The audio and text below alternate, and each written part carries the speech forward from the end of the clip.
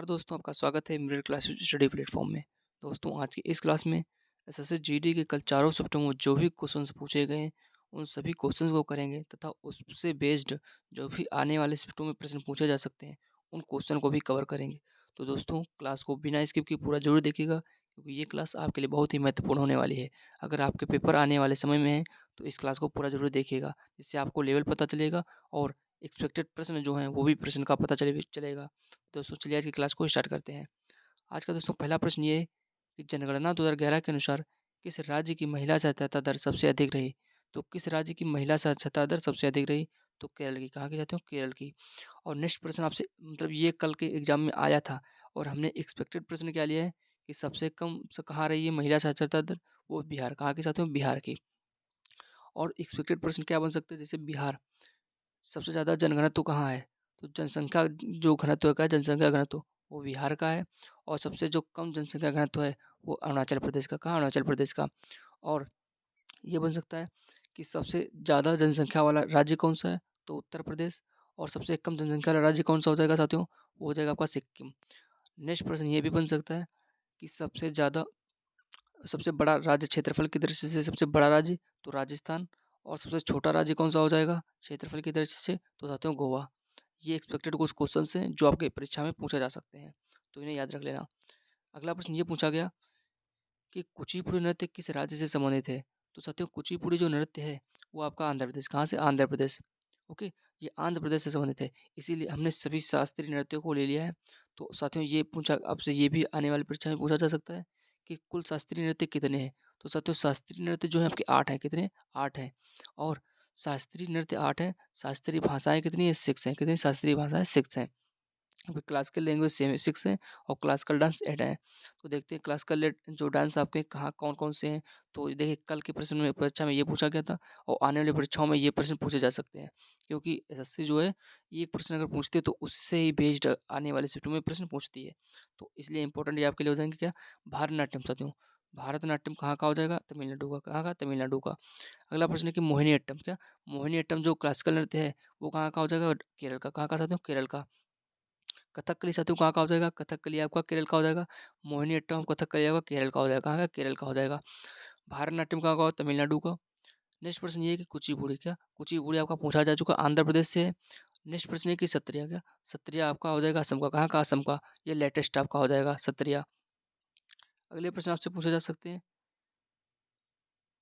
मणिपुरी। कौन? उड़ीसी। कौन सा साथियों?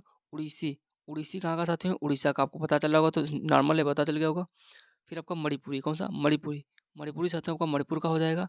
और कथक। क्या? कथक याद रख लेना। कौन सा? कथक। कथक आपका उत्तर प्रदेश है। कौन सा? उत्तर प्रदेश। कथक से संबंधित एक आपके हाल ही में जिनका निधन हुआ है वो हो जाएंगे आपके पंडित बिरजू महाराज। कौन सा? पंडित बिरजू महाराज, जो आपके लिए बहुत इंपॉर्टेंट है। ये साथियों कहाँ से? लखनऊ घराने से संबंधित है। किसे? लखनऊ घराने से। और ये कथक से संबंधित है। तो ये साथियों आपके लिए इंपॉर्टेंट प्रश्न हो सकते हैं। साथियों, इसमें एक्सपेक्टेड क्वेश्चंस कर रहे हैं और कल के चारों शिफ्टों में क्या पूछा गया है वो कर रहे हैं, क्योंकि कल एक क्लास हमने बनाई थी पहले शिफ्ट के लिए। वो आपसे पहली शिफ्ट में जो भी प्रश्न पूछे गए तो उसमें सारे प्रश्न बताएं। तो साथियों, अगर पहले शिफ्ट के सभी प्रश्न आपने नहीं देखे कौन कौन से पूछे गए, तो प्लीज़ उन्हें देख लेना, तो आपको उसके लेवल पता चलेगा। हम उसको उसकी लिंक जो है आपको डिस्क्रिप्शन बॉक्स में प्रोवाइड करा देंगे। साथियों, उसमें हमने एक प्रश्न कल नहीं लिया था क्योंकि वो हमें उसमें समय पे नहीं पता चल पाया था। तो वो प्रश्न ये था कि विश्व हैप्पीनेस इंडेक्स में, क्या वर्ल्ड हैप्पीनेस इंडेक्स में, किसमें? हैप्पीनेस इंडेक्स में। हैप्पीनेस इंडेक्स में जो है इंडिया की रैंक कौन सी है? तो साथियों, हैप्पीनेस इंडेक्स में जो इंडिया की रैंक है वो 136 थी। 136 थी। ओके, तो ये प्रश्न कल हमें नहीं पता चल पाया था, तो इस प्रश्न को हमने नहीं लिया था। ओके, जो प्रश्न हमको पता चले थे वही केवल हमने डिस्कस किए थे, ज़्यादा कुछ एक्स्ट्रा नहीं। तो उस क्लास को देख लेना, हम क्लास लिंक है आपको क्लास के डिस्क्रिप्शन बॉक्स में प्रोवाइड कर देंगे। अगला प्रश्न साथियों ये पूछा गया कि प्राण एवं दैहिक स्वतंत्रता। क्या प्राण एवं दैहिक स्वतंत्रता किस अनुच्छेद के अंतर्गत आता है? तो साथियों, ये आता है अनुच्छेद 21 के। अनुच्छेद 21 के अंतर्गत आता है।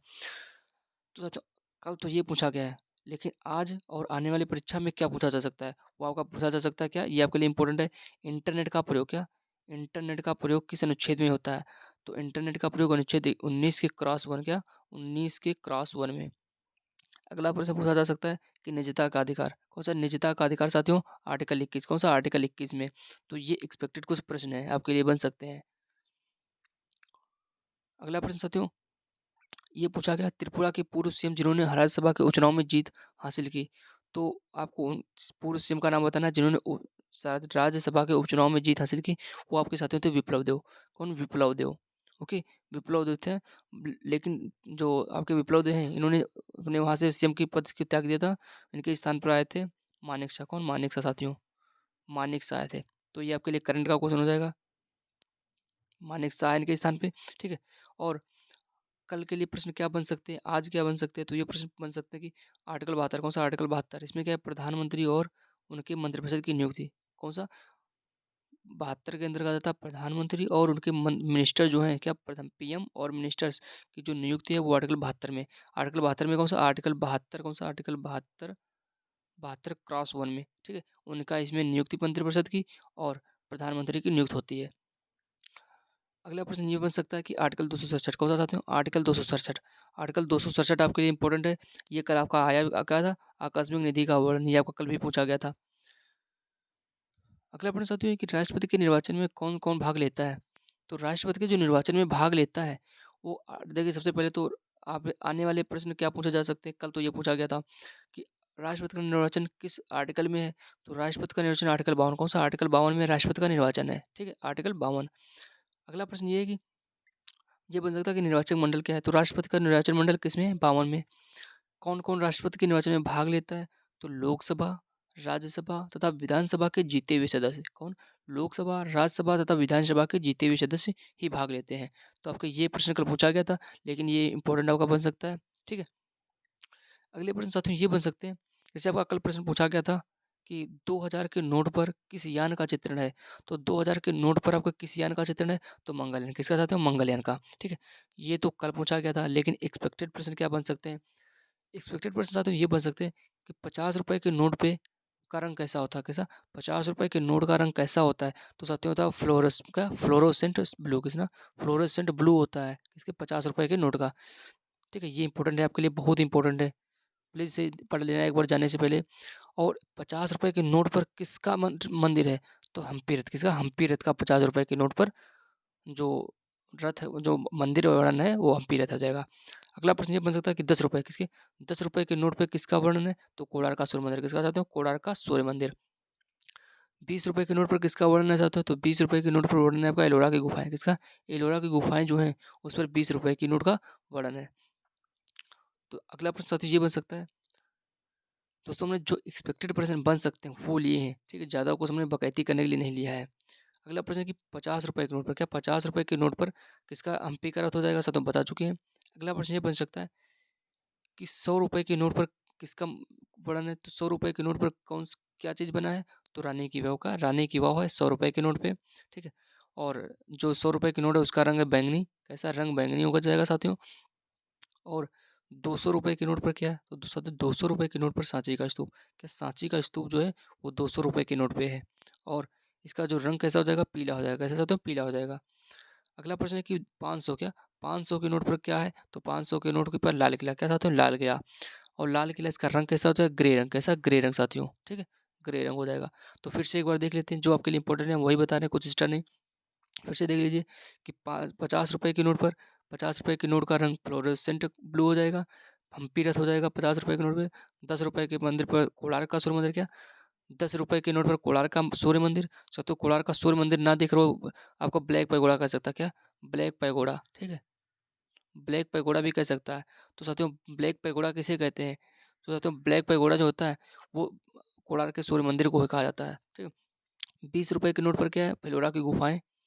अगला प्रश्न है 50 रुपए के नोट पर हम्पी रथ हो जाएगा, बता चुके हैं। अगला प्रश्न कि 100 रुपए के नोट पर होगा रानी की वाव। क्या रानी की वाव बैंगनी रंग हो जाएगा। 200 रुपए के नोट पर सांची का स्तूप हो जाएगा, रंग कैसा? पीला हो जाएगा। 500 रुपए के नोट पर लाल किला हो जाएगा और रंग कैसा? ग्रे रंग हो जाएगा। तो साथियों ये इंपॉर्टेंट प्रश्न है जो आप याद रख सकते हैं। दोस्तों अगर क्लास पसंद आ रही हो तो प्लीज़ लाइक करें, और मेरे चैनल पर पहली बार आए तो प्लीज़ इसे सब्सक्राइब करें तथा अपने दोस्तों तक अवश्य इसे शेयर करें। दोस्तों क्योंकि आप बड़े चैनलों को जितना देखते हैं, क्योंकि जितने बड़े-बड़े चैनल हैं उसमें जाते हैं तो देखिए आपको एनालिसिस कम करवाते हैं, वहाँ जो बातें होती हैं वो ज़्यादा करवाते हैं, तो आपका टाइम भी वेस्ट होता है। और क्योंकि आपके पास टाइम तो है नहीं, तो आप प्लीज़ इस क्लास को भी अपना जितना टाइम हो सके उतने कम समय में देखें, स्पीड बढ़ा सकते हैं, जिससे कि आप अपना समय बचा सकें और पेपर को अच्छे से अच्छा फोड़ सकें। तो प्लीज़ उन बड़े चैनलों से बचें जो वहाँ बातें करते हैं, आपका समय वेस्ट करते हैं। आपको एनालिसिस थोड़ा कराते हैं, लेकिन वो बातें बहुत अधिक करते हैं। तो प्लीज़ उनसे बचें और अपने टाइम को मैनेज करें तथा अपने अच्छे पेपर को अच्छे से अच्छा पेपर करके आएँ।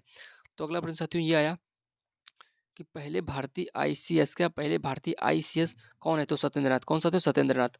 ओके। तो सत्येंद्र नाथ हो जाएँगे। आपसे ये भी प्रश्न पूछा जा सकता है कि प्रथम आईपीएस कौन साथियों? प्रथम आईपीएस कौन थे? सीबी नरसिम्हन। कौन? सीबी नरसिम्हन साथियों। ओके। अगला प्रश्न ये पूछा गया था कल कि 5वीं और 8वीं कौन-सी 5वीं और 8वीं पंचवर्षीय थी कौन-सी 5वीं और 8वीं पंचवर्षीय जो थी, उसके बीच का अवकाश क्या कहलाता है? तो उनके बीच का जो अवकाश है वो रोलिंग प्लान क्या साथियों? रोलिंग प्लान कहलाता है। और आने वाली परीक्षा में क्या पूछा जा सकता है कि तीसरी और चौथी पंचवर्षीय योजना के बीच का जो अवकाश था, कौन सी तीसरी और चौथी ओके, तीसरी और चौथी योजना अवकाश के बीच का जो समय था, वो आपका योजना आयोग क्या चाहते हो? योजना आयोग कहलाता है। क्या? योजना आयोग कहलाता है। जिसे हाल ही में योजना आयोग का नाम बदलकर नीति आयोग कर दिया गया। क्या चाहते हो? नीति आयोग, जिसके अध्यक्ष आपके प्रधानमंत्री होते हैं और उपाध्यक्ष इस समय कौन हो जाएगा? जो उपाध्यक्ष करंट में हो जाएंगे वो सुमन बेरी हो जाएंगे और परमेश्वर अय्यर जो है कौन? परमेश्वर अय्यर, ये उनके जो हो जाएंगे सीईओ हो जाएंगे। कौन? सीईओ हो जाएंगे। तो ये इंपॉर्टेंट आपके करंट क्वेश्चन बन सकते हैं। और योजना आयोग का नीति आयोग में कब कन्वर्ट किया गया? तो 2015 में। कब? 2015 में। कुछ ये एक्सपेक्टेड प्रश्न है जो आप याद कर सकते हैं। अगला प्रश्न है कि जीडीपी का निर्धारण किसके द्वारा किया जाता है? तो जीडीपी का साथियों निर्धारण किसके द्वारा किया जाता है? तो सीएसओ। क्या? सीएसओ। सीएसओ का मतलब केंद्रीय सांख्यिकी कार्यालय। कौन सा? केंद्रीय सांख्यिकी कार्यालय। तो साथियों इंपॉर्टेंट प्रश्न है आपके लिए, ये पूछा जा चुका है आपका कल के प्रश्न में, क्वेश्चन पेपर में। अगला प्रश्न ये साथियों, कलिंग का युद्ध किसके मध्य हुआ? तो कलिंग का युद्ध किस किसके मध्य हुआ साथियों? तो ये प्रश्न कल आपका पूछा गया था। तो हुआ था अशोक और अनंत पद्मनाभम। कौन? अनंत पद्मनाभम और अशोक के मध्य। तो इनके दो के मध्य हुआ था। साथियों अगला प्रश्न आपसे क्या पूछ सकता है शशि आज और आने वाले शिफ्टों के लिए कि कलिंग का युद्ध किस समय हुआ था? तो 261 बीसी। कब साथियों? 261 बीसी में। तो प्लीज इसे याद रख लेना। अगला प्रश्न है कि अवकाश 2022 में उत्तराखंड, ये साथियों गलत लिखा, ये आपका लिखा होगा अगस्त। क्या? अगस्त लिखा होगा। क्या ये अगस्त होगा साथियों? प्रश्न ये आपका है कि अगस्त 2022 में उत्तराखंड का ब्रांड एम्बेसडर किसे नियुक्त किया गया है? कौन ब्रांड एम्बेसडर? तो साथियों अगस्त 2022 में उत्तराखंड का ब्रांड एम्बेसडर जो नियुक्त किया गया वो ऋषभ पंत। कौन साथियों? ऋषभ पंत। ओके। अगस्त 2022 के ऋषभ पंत हो जाएंगे। और अगर आपसे कह दें नवंबर का, क्या साथियों कुछ कुछ बच्चे कल कह रहे थे, मतलब हम तो जब पूछा था बच्चों से एनालिसिस करने के लिए गए थे, तो जो बच्चे पूछ रहे थे तो उनमें से कुछ कह रहे थे कि 2022 में उत्तराखंड का ब्रांड एम्बेसडर कौन था, ये पूछा गया था। बट उसमें कुछ कह रहे थे अगस्त का पूछ रहा था। अगर अगस्त में क्या क्या अगस्त मंथ का, ठीक है, अगस्त, तो अगस्त के लिए आपके ऋषभ पंत हो जाएंगे। ठीक है। और कुछ लोग उसमें अगर ऑप्शन से चलेंगे तो ऑप्शन में अगर प्रसून जोशी था, तो अगर नवंबर से देखे सर नवंबर, तो नवंबर में कौन चुने गए? तो साथियों प्रसून जोशी। कौन? प्रसून जोशी। तो ये आप याद रख लेना। ठीक है, प्रसून जोशी थे। तो ये इंपॉर्टेंट फैक्ट जो है आपके लिए है। अगला प्रश्न ये पूछा गया कि बैडमिंटन में कितने पॉइंट होते हैं? तो बैडमिंटन में कितने पॉइंट होते हैं? 21। कितने? 21 होते हैं। अगला प्रश्न साथियों ये है कि रणजी ट्रॉफी 2016-17 विजेता कौन है? तो रणजी ट्रॉफी साथियों आपसे प्रश्न ये पूछा गया था कि रणजी ट्रॉफी 2016-17 में विजेता कौन था? ठीक, ये पूछा गया था आपसे। तो साथियों गुजरात। कौन? रणजी ट्रॉफी 2016-17 में विजेता गुजरात हो जाएगा। हाँ, ये तो हो जाएगा। लेकिन अब एक्सपेक्टेड प्रश्न क्या है कि ये कहाँ खेला गया था? तो साथियों मध्य प्रदेश में। कहाँ? मध्य प्रदेश में खेला गया था। ठीक है। और इसका कौन सा संस्करण है, ये प्रश्न बन सकता है। तो इसका 13वां संस्करण था। कौन सा था? 13वां संस्करण, 83 संस्करण था। अगला प्रश्न था जो पूछा गया था कि कर्क रेखा भारत के कहाँ-कहाँ से होकर गुजरती है? ठीक है, तो कर्क रेखा भारत की 8 कितने कर्क रेखा भारत के 8 राज्यों से होकर गुजरती है। तो वो 8 राज्य कौन से हो जाएँगे? तो उनके लिए एक ट्रिक है, मित्र पर गमछा छार। क्या? मित्र पर गमछा छार। तो आप उनसे ट्रिक से याद रख सकते हैं कौन सी? त्रिपुरा, मिजोरम, पश्चिम बंगाल, राजस्थान, गुजरात, मध्य प्रदेश, छत्तीसगढ़ और झारखंड। साथियों ये इंपॉर्टेंट आपके लिए 8 राज्य हो जाएँगे। तो कल ये पूछा गया था कहाँ-कहाँ से होकर गुजरती है? तो उसमें 4 ऑप्शन थे, उसमें से एक आपको टिक करना था। तो और आपका ये भी पूछा जा सकता है कि कहाँ से नहीं होकर गुजरती है? तो अभी आपके प्रश्न बन सकता है। और कितने राज्यों से होकर गुजरती है? ये भी प्रश्न बन सकता है साथियों। अगला प्रश्न है ये आया कि आपातकाल में राष्ट्रपति कौन कौन से मौलिक अधिकार को छोड़कर मौलिक अधिकार निलंबित कर सकता है? तो कौन-कौन से अनुच्छेद को छोड़कर?